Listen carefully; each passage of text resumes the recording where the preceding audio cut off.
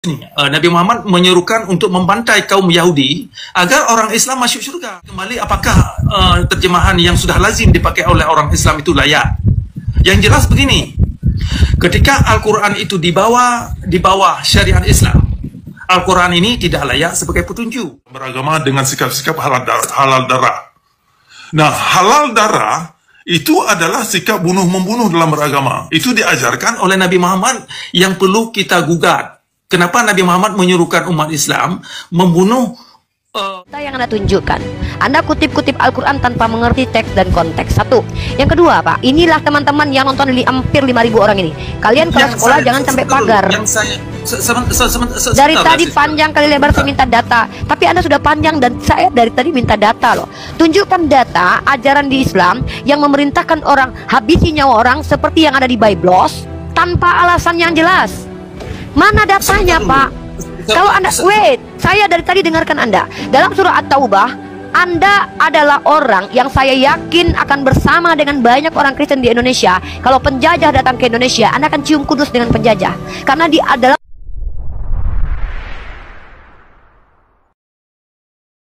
Jadi pemaksaan jilbab, Anda katakan itu kewajiban. Yang wajib itu siapa? Yang wajibkan itu siapa? Karena itu persoalan terjemahan Al-Quran yang telah dibentuk oleh kaum ulama untuk mewajibkan jilbab itu kepada masyarakat. Nah, jadi ada masalah tentang terjemahan Al-Quran yang perlu kita lihat kembali, perlu kita tinjau kembali tentang persoalan pemaksaan jilbab kepada wanita.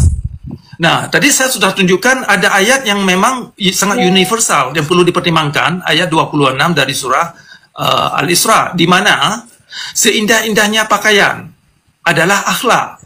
Maka hiasilah dirimu dengan akhlak yang baik, karakter. Nah, bagaimana kita bisa tiba ke sana kepada karakter akhlak yang baik? Ya, bukan dengan cara ngancam-ngancam orang yang berselisih pendapat, dengan bakar-bakar rumah orang, ya dengan kebencian. Misalkan Nabi Muhammad, ada hadis ini, Nabi Muhammad menyerukan untuk membantai kaum Yahudi agar orang Islam masuk syurga. Nah, ini ada hadis, silakan Anda baca nanti, bisa saya tunjukkan, dan banyak beberapa hadis yang dirawikan. Nah, ini kan ajaran-ajaran yang diakui atau yang diamalkan oleh orang-orang Arab, terutama orang-orang teroris, terutama orang Hamas. Nah, di dalam preambel atau di dalam charter Hamas, itu mereka gunakan hadis-hadis demikian.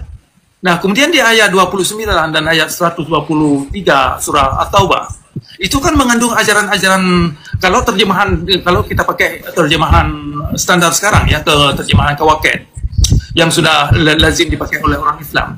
Kalau kita pakai terjemahan demikian, dua ayat itu mengacu umat kepada ajaran-ajaran kebencian, benci tetangga, memusuhi kaum agama lain, dan menaklukkan agama-agama lain.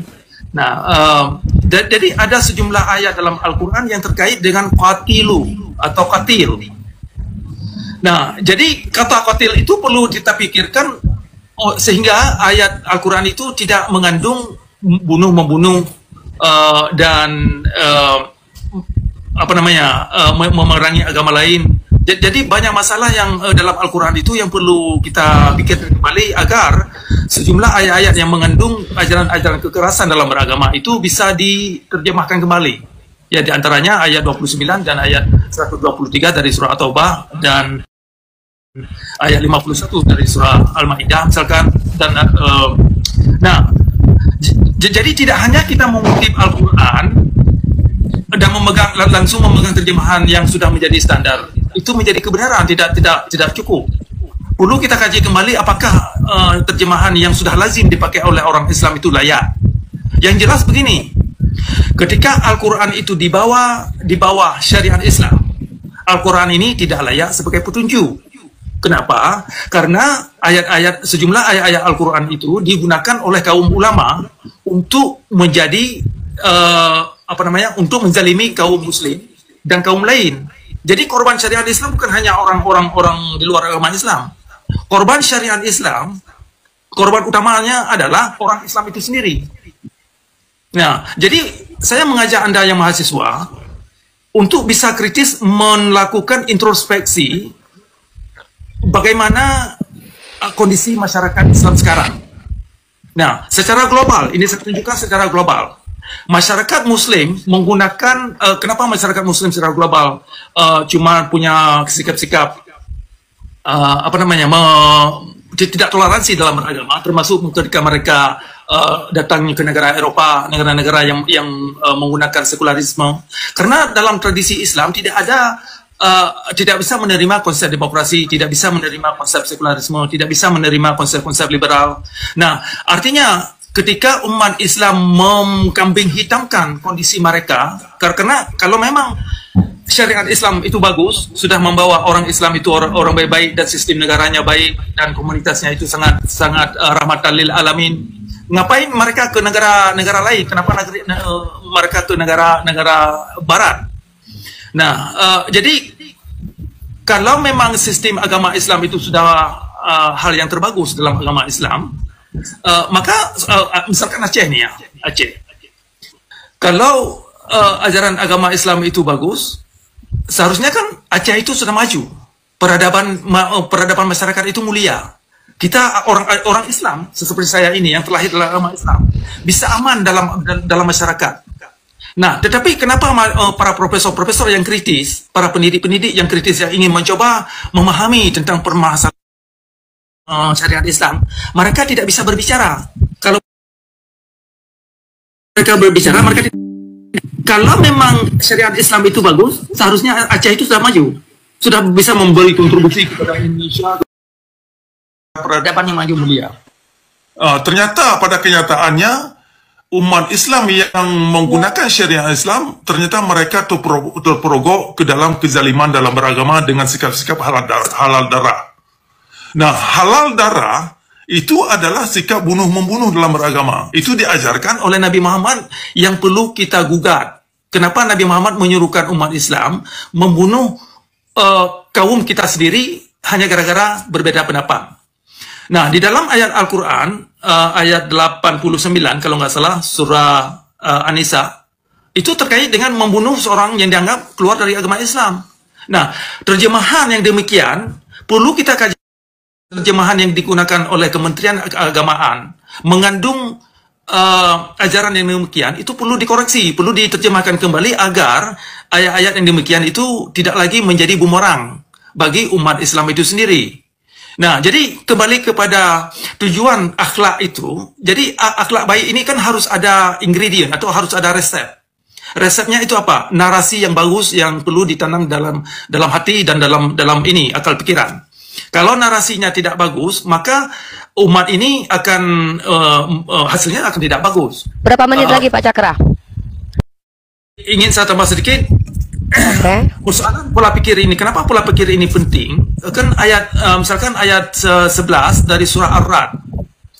Di sana dikatakan, Innallaha la yughayyiru ma biqaumin hatta yughayyiru ma bi anfusihim.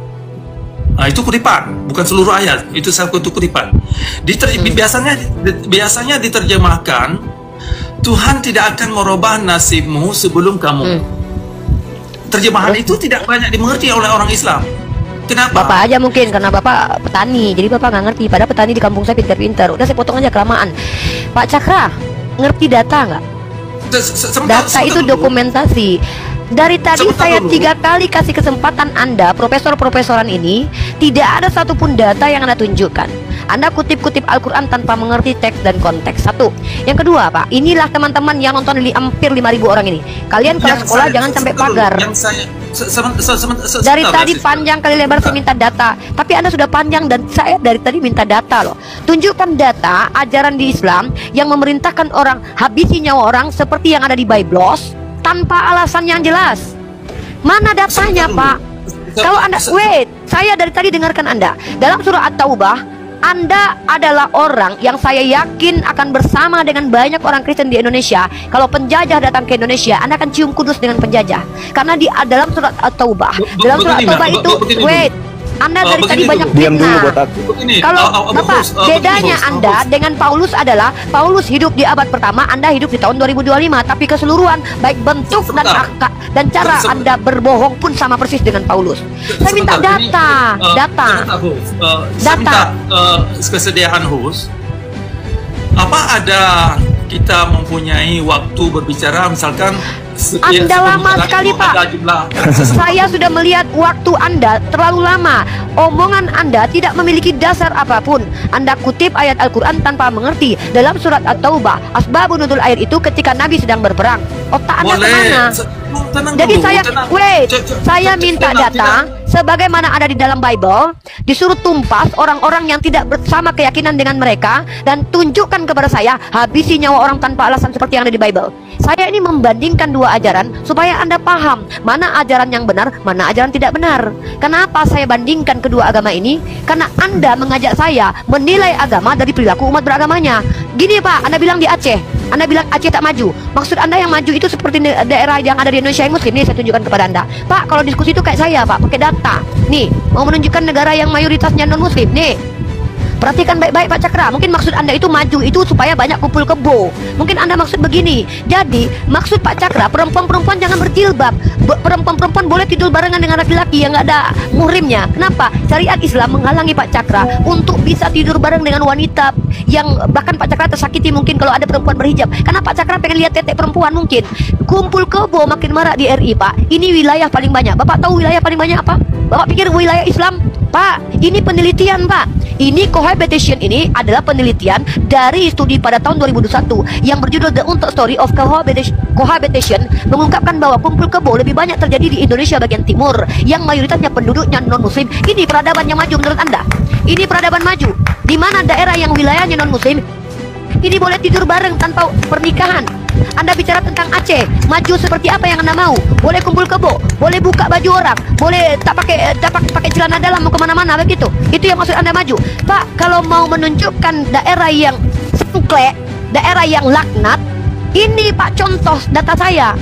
Daerah kumpul kebo yang paling banyak itu daerah yang penduduknya non-muslim. Kenapa alasannya? Ini Pak, gara-gara ajarannya nih. Karena prosedur perceraian yang terlalu rumit. Nggak boleh mereka bercerai. Andai Anda Kristen, saya tidak tuduh Anda Kristen. Andai Anda Kristen, Anda adalah laki-laki yang sangat senang sekali hidupnya. Kenapa? Anda tabok istri Anda tusuk lubang belakangnya, dia tidak boleh minta cerai. Makanya banyak kumpul kebo di daerah mayoritasnya non-muslim. Saya pakai data. Anda pakai apa dari tadi bicara Aceh tidak maju, ini tidak maju? Itu Burundi maju tuh, mayoritas Kristen tuh. Jadi kalau bicara tuh pakai data. 3 kali saya tuntut Anda bicara pakai data. Yang Anda bawa adalah isi otak Anda yang tidak ada validasinya. Ini gara-gara jadi profesor-profesoran kayak gini nih. Main profesor-profesoran, bicara seolah-olah benar tapi semuanya dusta. Persis seperti Paulus. Bentuk seperti Paulus, cara-cara pun persis seperti Paulus. Tolong Pak, Anda ini katanya mau mencerdaskan anak bangsa. Jangan membotol-botoli orang Kristen yang udah pada botol di bawah sana. Mereka haleluya, haleluya, tapi Anda sedang menelanjangi agama mereka. Kalau saya ulangi sekali lagi ya, kalau Anda menilai keburukan agama dari perilaku umat beragama, Anda harusnya akui bahwa Kristen adalah agama terburuk sepanjang sejarah karena pelaku kejahatan sampai detik ini didominasi oleh umat Kristen. Begitu cara diskusi, by data. Mentang-mentang Anda Islam terus Anda bilang Anda bicara benar gitu. No. Dia Kristen. Iya. Bukan Islam. Jadi majalah Bang, kalau karena dustaku kemuliaan Tuhan semakin melimpah, kenapa aku harus dihakimi? Kalau bertemu orang Yahudi mengaku Yahudi, ketemu ahli Taurat mengaku ahli Taurat. Jadi begini teman-teman. Yes. Kalian teman-teman yang menonton, anak-anakku yang menonton, jangan kalian ngaku profesor, jangan kalian terima gelar profesor kalau kalian cuma tukang cangkul. Ini rusak peradaban. Mending kayak saya ngaku mahasiswi karena memang saya mahasiswi. Ini gara-gara ini nih main profesor-profesoran. Orang Kristen mengatakan Anda profesor. Saya sudah excited sekali diskusi dengan Anda. Saya berharap dapat ilmu pengetahuan tadi. Apa yang kami dapat di sini?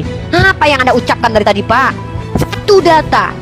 Do you understand what the meaning is data? Jangan bilang saya tidak pandai bahasa Inggris nih, walaupun agak-agak ini sedikit ya. Do you understand what the meaning is data? Please give me data. Data Pak, dokumen, literatur. Jangan cuma bicara Pak. Ini kita lagi ditonton anak-anak kita nih Pak. Jangan rusak peradaban. Cukup abad ke-9 dirusak sama orang-orang berdoktrin Pak. Kasih saya data. Ada ajaran di Islam yang memerintahkan habisi nyawa orang tanpa alasan. Saya sudah katakan kepada Anda, bahkan perang pun dalam Islam diwajibkan kalian berperang kalau kalian diperangi. Jangan Anda ajarkan kami diskusi Pak. Jangan Anda ajarkan, jangan Anda tipu saya, depan saya jangan menipu ya. Tolong Setiap omongan Anda, ada ulama yang mengatakan terjemahan hijab ini salah, sebut nama ulamanya. Oh, Aceh tidak maju, kenapa? Ada alasannya. Siapa yang telah meneliti? Saya punya penelitian. Anda punya apa? Tolong Pak, jangan bodoh-bodohi lagi umat Indonesia ini ya. Jangan, kalau orang Kristen Anda bodoh-bodohi ya saya tidak masalah. Pengikut-pengikut Edis Anda bodoh-bodohi saya nggak masalah. Anda aja dibilang profesor kok. Anda saja dibilang profesor loh. Anda dipanggil profesor loh. Oh my God. Aduh. Mungkin gini Pak, ini abang saya ini, beliau ini bukan cuma sekedar tukang cangkul ya Pak ya. Tapi beliau tidak perlu dikatakan profesor. Kalau dia mau jadi murid saya boleh. Kalau dia mau jadi murid saya boleh. Belajar dulu sama guru saya ini. Kenapa? Cara diskusi yang baik dan berdata, belajar sama guru saya. Bapak, tolong Pak, jangan buat ras manusia itu rusak Pak gara-gara Bapak. Apa yang Bapak bicarakan dari tadi? Bapak mengerti dengan yang Bapak ucapkan? Saya tanya dulu, Bapak mengerti dengan yang Bapak ucapkan dari tadi? Bapak mengerti? Coba kita Bapak jangan confuse. Saya tanya baik-baik. Bapak mengerti tidak dengan definisi yang Bapak ucapkan tadi? Bisa minta